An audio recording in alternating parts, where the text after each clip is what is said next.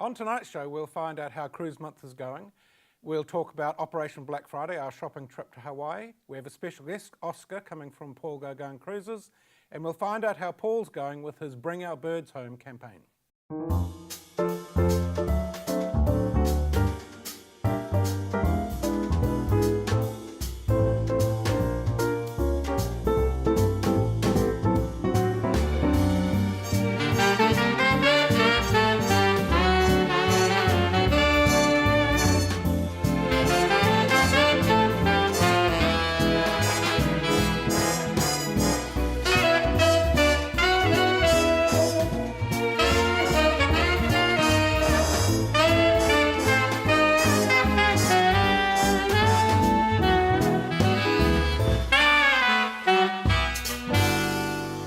Welcome to Bon Voyage TV. I'm Jared from Bon Voyage Cruises and Travel, and I'm joined as usual by Olivia Van Leerop. How are you? Hi, I'm good, thanks. And you? Very good, thank you. It's good. And how's Cruise Month going at the moment? Very busy. Oh yes, good, lots of people booking cruises, and all the cruise lines have got lots of deals. And apart from the ports of Auckland, have to have a grizzle.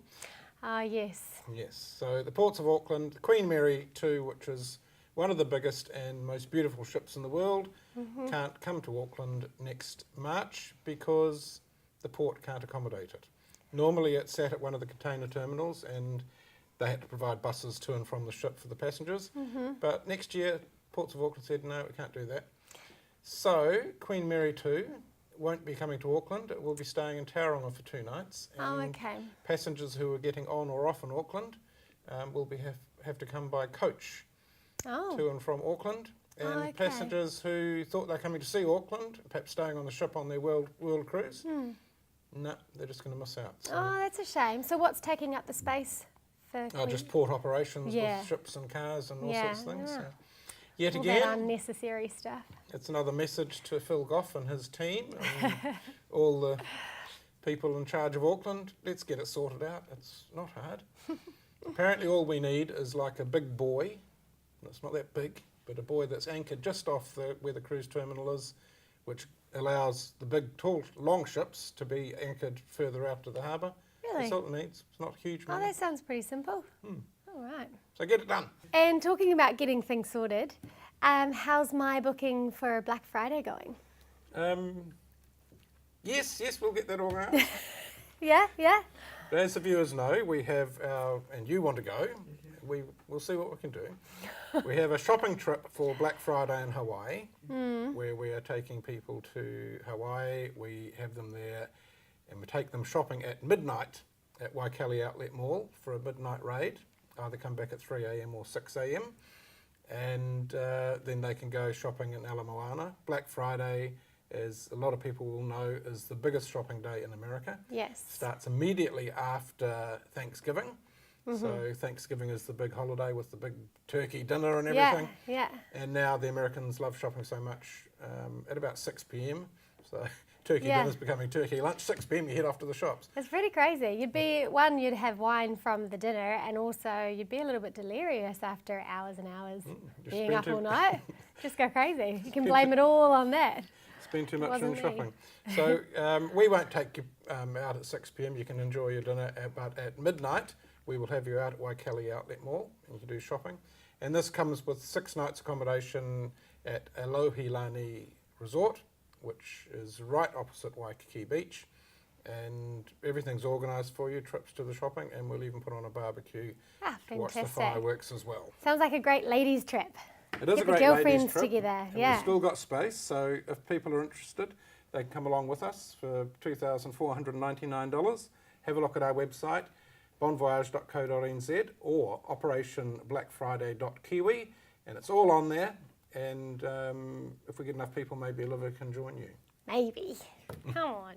So we'll just go to a break, and after the break we have Oskar Baio from Paul Gauguin Cruises in Tahiti, who's going to take us on a magical trip to the islands of Tahiti.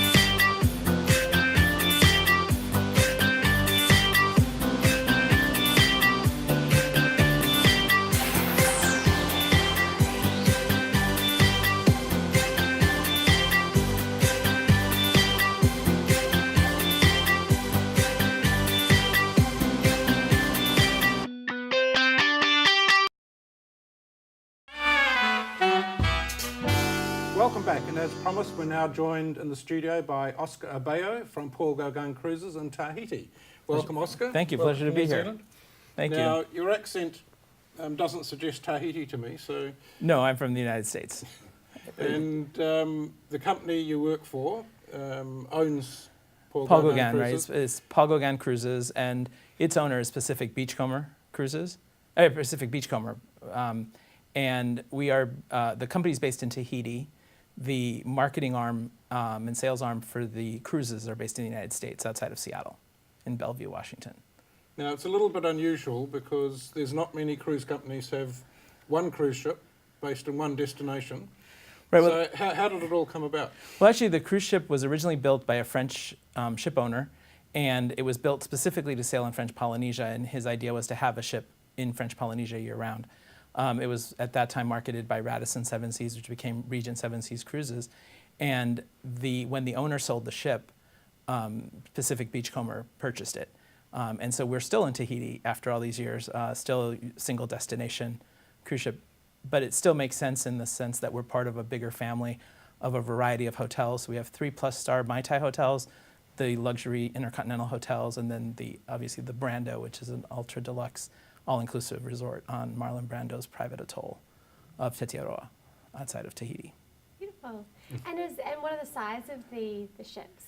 Well, the ship is rather small. It's 332 guests, Oh, nice. which is a great size. We don't invade the destination when we arrive, I love that. but it's also very spacious. So even though it's a small ship, we have a little bit of everything. We have all the, we have a big lounge, we have a casino, a spa, a marina. So we have a variety of things. So it doesn't feel like a small ship at all. Yeah, It's very absolutely. spacious. And I haven't been to Tahiti, but I imagine that there's small coves and things that you want to be able to get a little bit closer to, and in a giant Correct. ship, you're not going to be able to. No, exactly. And so Yeah. the ship size allows us to get in to navigate into a variety of these beautiful, stunning lagoons. Yeah. But it's also when you go ashore, it's one or two tender rides full of people, and Yeah. you're not invading the destination. So you're just Yeah. mingling in with the locals when you arrive. Yeah, perfect. Sounds beautiful. Now, it's important when you're on a cruise ship, particularly at nice little tropical destinations. There's nothing worse than having to queue for half an hour or an hour to get off the ship. Right, we believe You can that. you can see paradise just there. So. It's there, you can taste it, you just can't quite get to it. But this is very simple, it's very straightforward. And when you're in some of the atolls and inside the reefs, that's tender rides literally 3 or 4 minutes. It's 3 or 4 minutes. A couple of places it might be 5 minutes, but it's actually very, very close. We get very, very close to our tender drop-off points.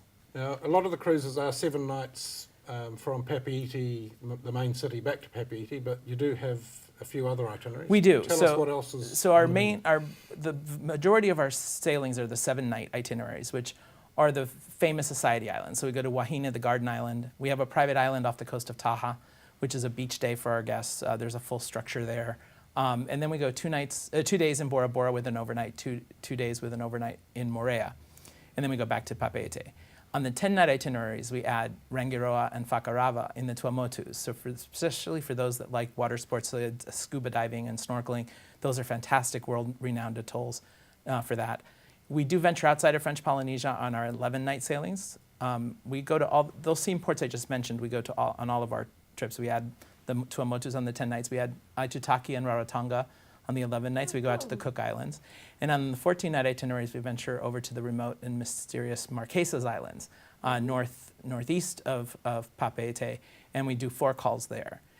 Also, every other year, or actually twice every 3 years, we go to Fiji. So we do a 13-night Tahiti to Fiji and a 12-night back, and that stops in Aitutaki, the regular Society Islands plus Aitutaki, Tonga. We go to Vavau and Tonga, and then we do 3 calls in one direction, 2 calls in the other in Fiji as well. Beautiful. Yeah, so and so are you generally cruising at night, or do you cruise through the day so you can see the view? Usually we cruise at night, but the arrivals are always in daylight, or usually I would say 95% of the time are in daylight, and so you arrive by sea in these beautiful lagoons. Sometimes there's dolphin playing with the bulb of the ship, and so it's just a really beautiful way to arrive in the islands at sunrise. And we depart at sunsets in most of them, so you do get a beautiful sail in and sail out of the islands. This sounds amazing. I love talking about it. Yeah.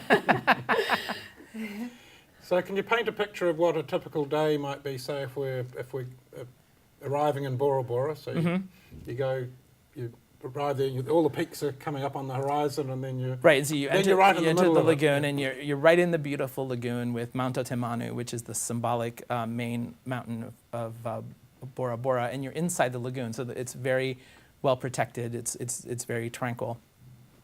The water sports marina comes down, so we do have a water sports marina where we have a PADI dive center on board. So for guests that like scuba diving, you can do your certification on board. Oh, wow, that's cool. Right, and so we also recommend that people do their classroom work at any PADI dive center around the world. They get a referral, and they can actually do their baptism in Tahiti, so they're not spending their time in paradise in a classroom. Yeah. They can actually enjoy it, so they can just get a referral, do their baptism in Tahiti. Those are optional, you pay for those, but included we also have kayaking, windsurfing, and paddleboard. So that you just sign up for and just take it out for half an hour or 45 minutes and just enjoy. And the water is just incredible there. Yeah. So you don't even have to go ashore for that. You're just right at the back of Right the stern of the ship. At the stern of the ship, it comes out. We also loan out snorkeling gear, so you get it for yourself for the week, and you get a mesh bag with it. And so you can take it with you on excursions. You can take it with you if you're just going to the beach, or if you're going to just out on you could just take it with you, and it's your own equipment that you have for the week, which is nice. Perfect. Then, we have breakfast. We have 2 dining venues for breakfast, either outside by the pool, much more relaxed and casual, and then indoor, outdoor dining in our second restaurant. And after that, people can go on excursions. We have a wide variety of excursions to go throughout the week. On a typical 7-night itinerary, we have about 150 choices to go on for all levels of, some people want to go to Tahiti and not get wet.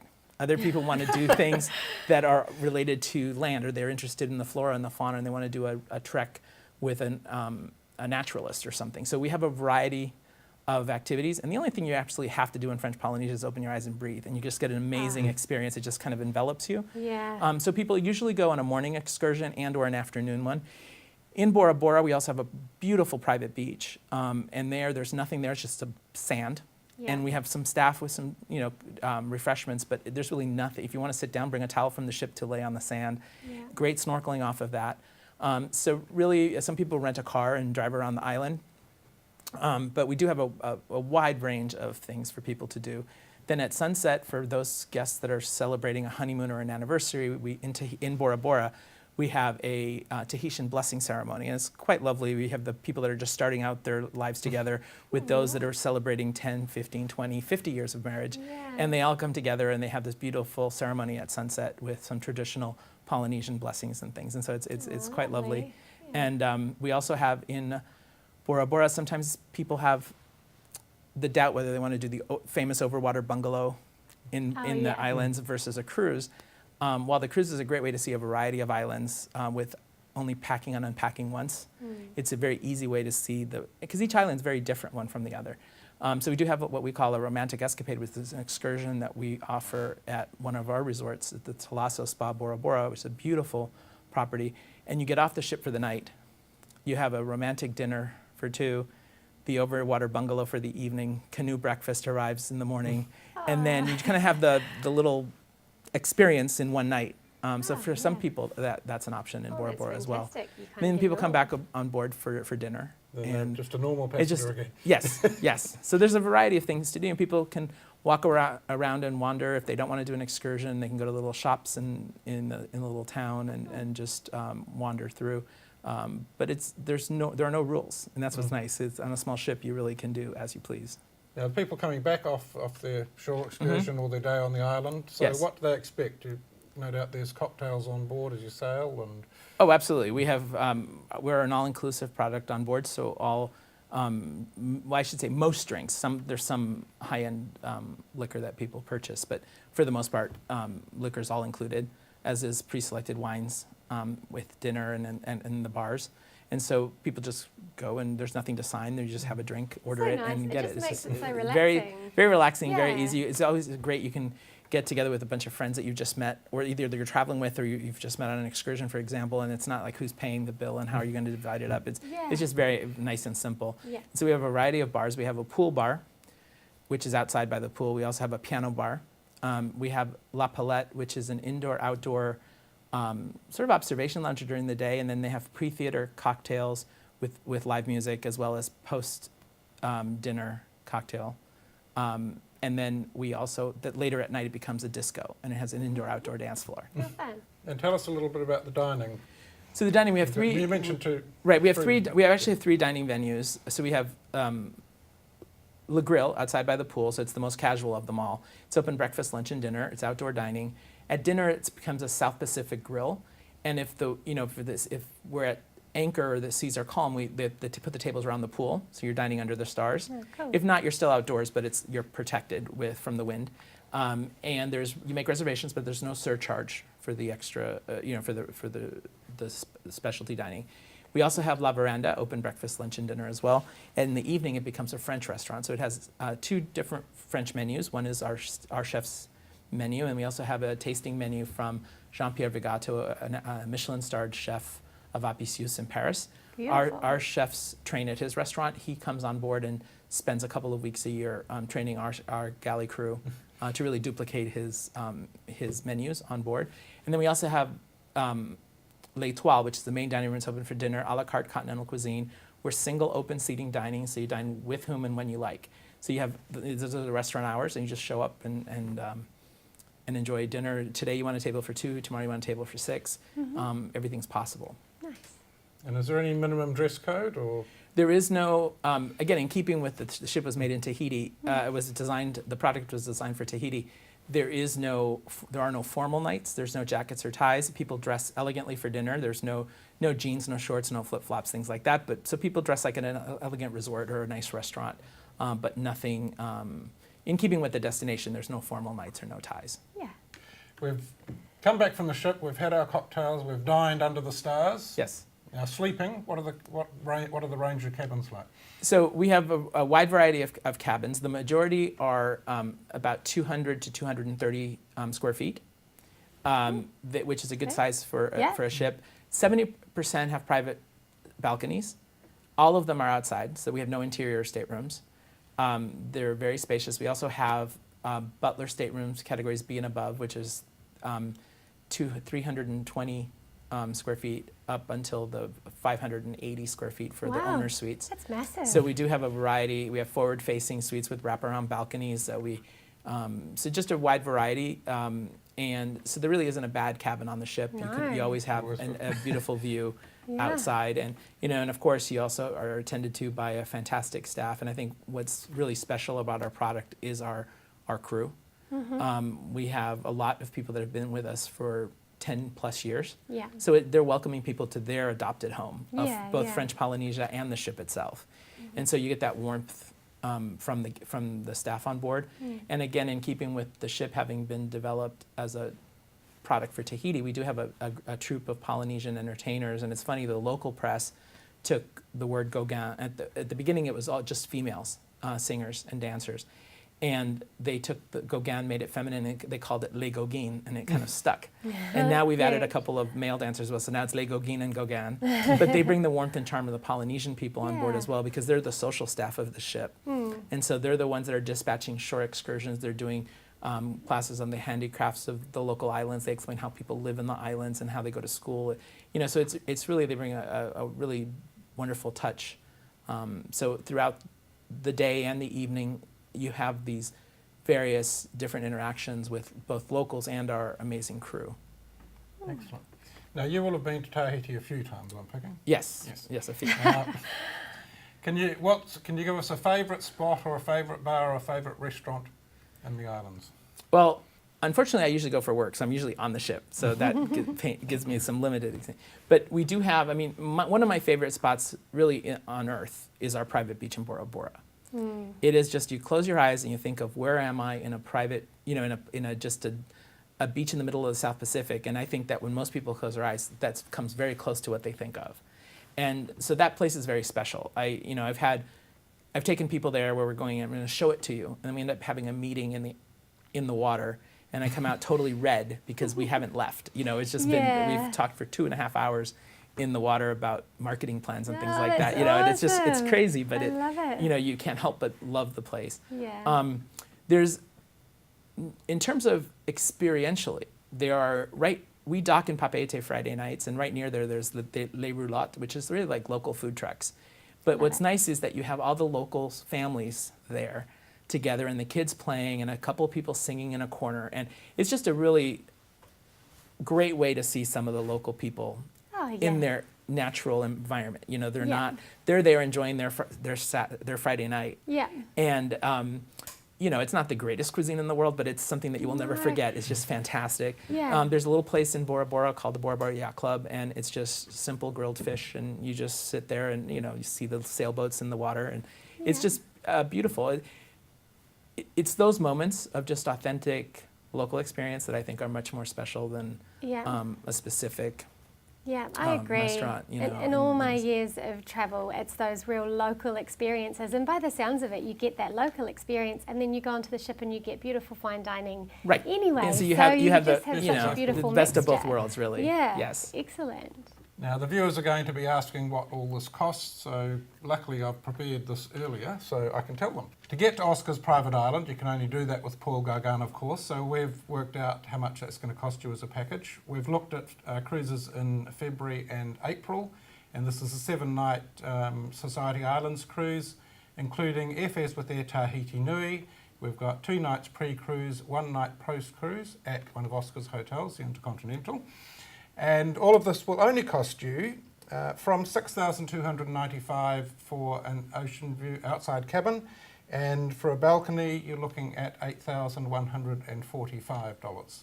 And that's all of that included in New Zealand dollars, and that's all on our website bondvoyage.co.nz, or give us a call on 0800 Bondvoyage 0800 266 869. Thank you for that special offer. Our pleasure. We love having guests from New Zealand on the ship at all times. Yeah, we're the best. We've enjoyed having you on the show, and well, thank you very much for coming down from the States. And it's customary for our guests to take a bottle of In Vivo wine from our sponsors to enjoy. Fantastic. And, we'll do that. Thank you. Thank you very much for coming. Thank you. I appreciate it. And we look forward to sending you passengers. We look forward to welcoming them on board. Thank you. Thank you.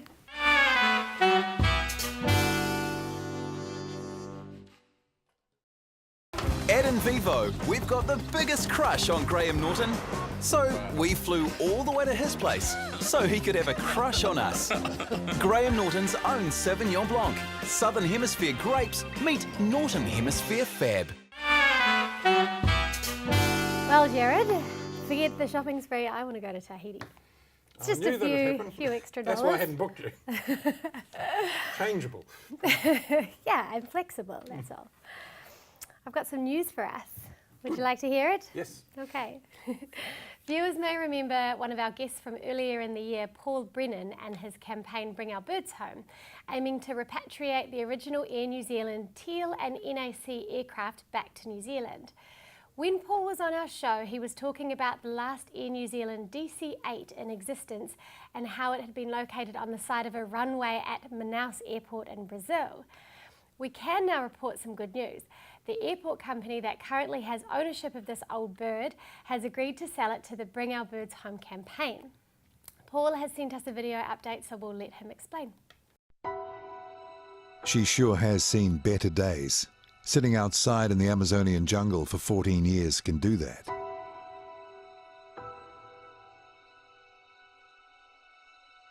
But 50 years ago, this veteran of the skies was starting out on another life, in the service of a small country deep in the South Pacific, seeking to break the tyranny of distance once and for all, an airliner fit to carry a queen. We are close to reclaiming our first bird, the only remaining original teal Air New Zealand DC-8 left on the planet, delivered in 1965 as ZK-NZC. We can now make an offer to buy this aircraft from Manaus Airport in Brazil and save it before it's gone forever. But we need your immediate help as we seek to raise 50,000 New Zealand dollars to purchase the airframe and to carry out a full technical inspection prior to dismantling and shipping back home. The Bring Our Birds Home campaign seeks to save and eventually display 5 aircraft of national significance, important artifacts of our history, modern-day versions of the mighty Maori ancestral waka, and the only original Kiwi examples left on the planet. Bring Our Birds Home is also evolving to a charitable trust to manage the assets in partnership with the National Transport and Toy Museum of Wanaka, now the proposed location for these birds. Your contribution can help us in our goal. Please go to givealittle.co.nz/cause/Bring Our Birds Home and make a donation. We can do this. Whakahokia mai o tātou manu ki te kāinga. Thanks, Paul, for the update. If you want to help Paul and the team get this plane home, you can donate on his website, which you find just by Google searching Bring Our Birds Home, and it's the first result that pops up. So, what do you think of all of that? Yeah, it's very good. But that airport is right in the middle of the jungle beside the Amazon River. It's Yeah. quite amazing it's still there. Yeah, absolutely. Right, now for some local news. We all like a bit of luxury when we travel, but sadly we cannot always afford to be at the front of the plane, or in some cases even afford a meal at the back of the plane. Now, Auckland Airport have a new premium lounge so you can enjoy a little luxury before you get on your flight, regardless of which airline or where you are sitting on the plane. The brand new Strata Lounge, which invites you to enjoy its comfortable and relaxed atmosphere before your departing international flight. Start your journey with delicious international cuisine and beverages, refresh with a revitalising shower, or simply settle down with a newspaper and complimentary Wi-Fi. Jared, I believe you took a look at the Strata Lounge recently. What did you think? I gate crashed when I was flying to Hong Kong, so I went and had a look. And for those who have travelled a bit and been to some of these lounges, it's where Air New Zealand used to have its courier lounge, but they've completely gutted it. It's totally different. It's big, it's got lots of space, and as you mentioned, if you're flying domestically or just had a long day at the office, you don't have to go home and shower first. You can have a shower at the lounge. Yeah, I think it's fantastic. And what are the prices involved?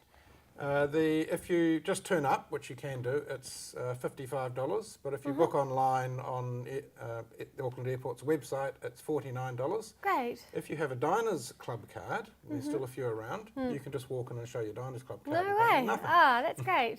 Cool. But for that, you're getting food, which you could have a substantial meal if you want to. It's tasting dishes sort of style. Yeah. There's lots of cheese and crackers and wine and beer. Yeah. But the best thing about these lounges, it sounds, it's $50, sounds a little bit, but if you have 1 hour delay or anything like that, all of a sudden it's well worth it. You don't even have to worry. Oh, Just sit back and absolutely. enjoy it. It's just one of those things. I love the idea of paying in advance. So you can just add that to my booking for the end of the year when I go to Aussie. Done. Yeah. So that is how you get something out of me. Did you notice how she did that? She just got 2 passes to the Strata Lounge. That's $100 out of my pocket. But you're worth it. I'm totally worth it, of course. So time is up.